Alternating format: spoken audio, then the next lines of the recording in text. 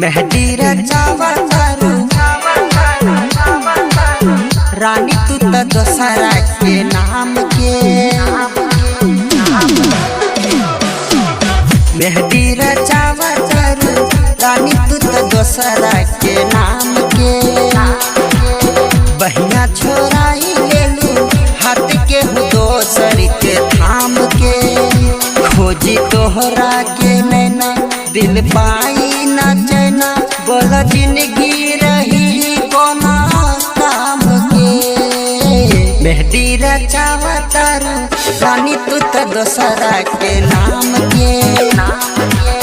बहिया छोराई ले लू हाथ के हो दोसर के थाम के।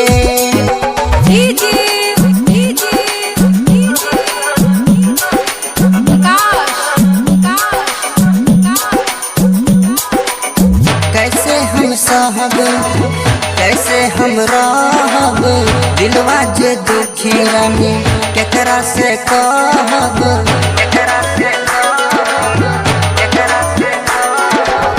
कैसे हम सहब कैसे हम रहब दिलवा जे दुखी रानी केकरा से कहब।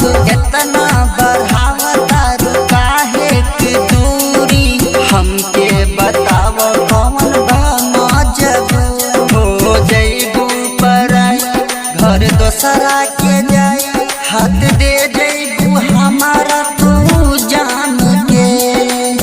मेहंदी रचावा तारू रानी तू तो दोसरा के नाम के। बहिया छोराई ले लू हाथ के हो दोसर के थाम के।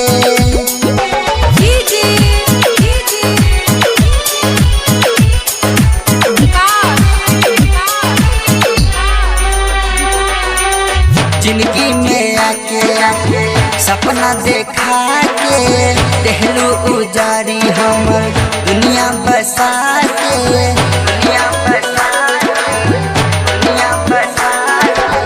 जिंदगी में आके सपना देखा के देहलू उजारी हमर दुनिया बसा के।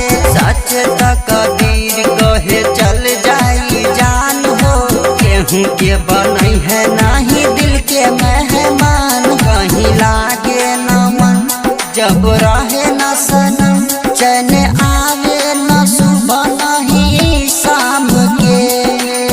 मेहंदी रचावा तारू रानी तू तो दोसरा के नाम के।